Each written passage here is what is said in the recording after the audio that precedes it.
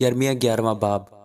یہ وہ کلام ہے جو خداوند کی طرف سے یرمیہ پر نازل ہوا، اور اس نے فرمایا کہ تم اس عہد کی باتیں سنو اور بنی یہودا اور یروشلم کے باشندوں سے بیان کرو، اور تو ان سے کہہ، خداوند اسرائیل کا خدا یوں فرماتا ہے کہ لعنت اس انسان پر جو اس عہد کی باتیں نہیں سنتا، جو میں نے تمہارے باپ دادا سے اس وقت فرمائی جب میں ان کو ملک مصر سے لوہے کے تنور سے یہ کہہ کر نکال لایا کہ تم میری آواز کی فرما برداری کرو اور جو کچھ میں نے تم کو حکم دیا ہے اس پر عمل کرو، تو تم میرے لوگ ہوگے اور میں تمہارا خدا ہوں گا، تاکہ میں اس قسم کو جو میں نے تمہارے باپ دادا سے کھائی کہ میں ان کو ایسا ملک دوں گا جس میں دودھ اور شہد بہتا ہو، جیسا کہ آج کے دن ہے، پورا کروں۔ تب میں نے جواب میں کہا، اے خداوند، آمین۔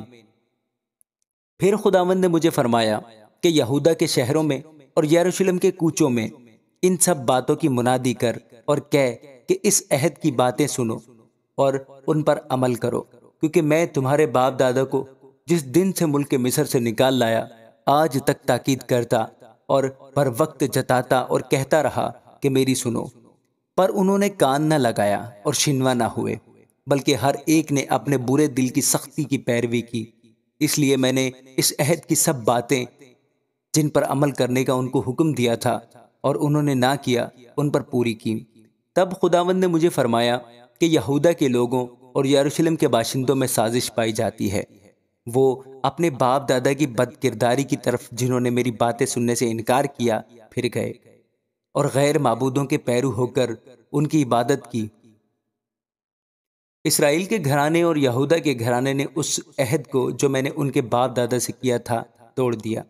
اس لیے خداوند یوں فرماتا ہے کہ دیکھ، میں ان پر ایسی بلا لاؤں گا جس سے وہ بھاگ نہ سکیں گے، اور وہ مجھے پکاریں گے پر میں ان کی نہ سنوں گا۔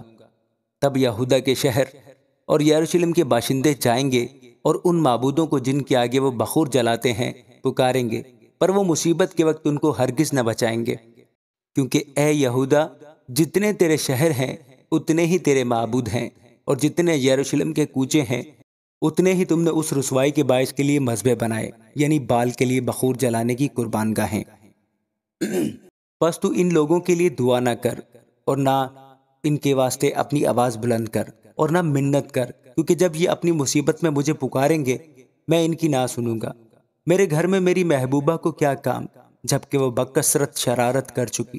کیا منت اور مقدس گوشت تیری شرارت کو دور کریں گے؟ کیا تو ان کے ذریعے سے رہائی پائے گی؟ تو شرارت کر کے خوش ہوتی ہے۔ خداوند نے خوش میوہ ہرا زیتون تیرا نام رکھا۔ اس نے بڑے ہنگامہ کی آواز ہوتے ہی اسے آگ لگا دی اور اس کی ڈالیاں توڑ دی گئیں، کیونکہ رب الافواج نے جس نے تجھے لگایا تجھ پر بھلا کا حکم کیا، اس بدی کے سبب سے جو اسرائیل کے گھرانے اور یہودا کے گھرانے نے اپنے حق میں کی کہ بال کے لیے بخور جلا کر مجھے غضبناک کیا۔ خداوند نے مجھ پر ظاہر کیا اور میں جان گیا، تب تو نے مجھے ان کے کام دکھائے، لیکن میں اس پالتو برہ کی مانند تھا جسے ذبح کرنے کو لے جاتے ہیں، اور مجھے معلوم نہ تھا کہ انہوں نے میرے خلاف منصوبے باندھے ہیں کہ آؤ درخت کو اس کے پھل سمیت نیست کریں اور اسے زندوں کی زمین سے کاٹ ڈالیں، تاکہ اس کے نام کا ذکر تک باقی نہ رہے۔ اے رب الافواج، جو صداقت سے عدالت کرتا ہے، جو دل و دماغ کو جانچتا ہے، ان سے انتقام لے کر مجھے دکھا، کیونکہ میں نے اپنا دعویٰ تجھ ہی پر ظاہر کیا ہے۔ اس لیے خداوند فرماتا ہے انتوت کے لوگوں کی بابت جو یہ کہہ کر تیری جان کے خواہاں ہیں کہ خداوند کا نام لے کر نبوت نہ کر، تاکہ تو ہمارے ہاتھ سے مارا نہ جائے۔ رب الافواج یوں فرماتا ہے کہ دیکھ، میں ان کو سزا دوں گا، جوان تلوار سے مارے جائیں گے، ان کے بیٹے بیٹیاں کال سے مریں گے، اور ان میں سے کوئی باقی نہ رہے گا، کیونکہ میں انتوت کے لوگوں پر ان کی سزا کے سال میں آفت لاؤں گا۔ آمین۔ یرمیہ 12 باب۔ اے خداوند، اگر میں تیرے ساتھ حجت کروں تو ہی صادق ٹھہرے گا، تو بھی میں تجھ سے اس امر پر بحث کرنا چاہتا ہوں کہ شریر اپنی روش میں کیوں کامیاب ہوتے ہیں، سب دغا باز کیوں آرام سے رہتے ہیں؟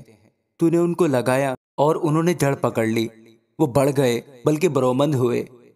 تو ان کے منہ سے نزدیک پر ان کے دل سے دور ہے۔ لیکن اے خداوند، تو مجھے جانتا ہے، تو نے مجھے دیکھا اور میرے دل کو جو تیری طرف ہے آزمایا۔ تو ان کو بھیڑوں کی مانند ذبح ہونے کے لیے کھینچ کر نکال اور قتل کے دن کے لیے ان کو مخصوص کر۔ اہل زمین کی شرارت سے زمین کب تک ماتم کرے اور تمام ملک کی رویدگی پس مردہ ہو۔ چرندے اور پرندے غارت ہو گئے کیونکہ انہوں نے کہا وہ ہمارا انجام نہ دیکھے گا۔ اگر تو پیادوں کے ساتھ دوڑا اور انہوں نے تجھے تھکا دیا تو پھر تجھ میں یہ تاب کہاں کہ سواروں کی برابری کرے۔ تو سلامتی کی سرزمین میں تو بے خوف ہے، لیکن یردن کے جنگل میں کیا کرے گا؟ کیونکہ تیرے بھائیوں اور تیرے باپ کے گھرانے نے بھی تیرے ساتھ بے وفائی کی ہے۔ ہاں، انہوں نے بڑی آواز سے تیرے پیچھے للکارا۔ ان پر اعتماد نہ کر، اگرچہ وہ تجھ سے میٹھی میٹھی باتیں کریں۔ میں نے اپنے لوگوں کو ترک کیا، میں نے اپنی میراث کو رد کر دیا، میں نے اپنے دل کی محبوبہ کو اس کے دشمنوں کے حوالہ کیا۔ میری میراث میرے لیے جنگلی شیر بن گئی، اس نے میرے خلاف اپنی آواز بلند کی، اس لیے مجھے اس سے نفرت ہے۔ کیا میری میراث میرے لیے ابلک شکاری پرندہ ہے؟ کیا شکاری پرندے اس کو چاروں طرف گھیرے ہیں؟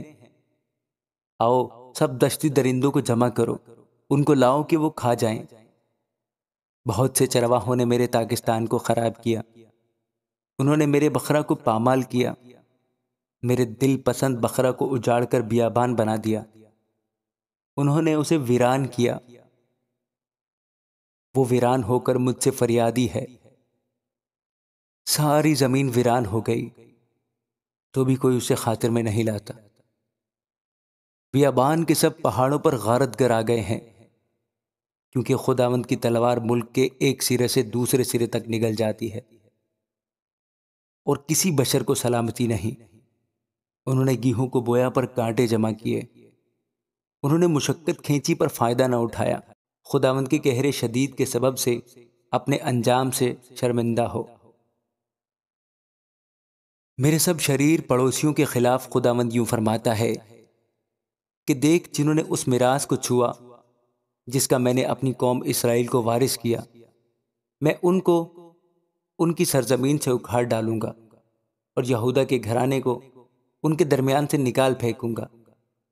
اور اس کے بعد کہ میں ان کو اکھاڑ ڈالوں گا، یوں ہوگا کہ میں پھر ان پر رحم کروں گا اور ہر ایک کو اس کی میراث میں اور ہر ایک کو اس کی زمین میں پھر لاؤں گا۔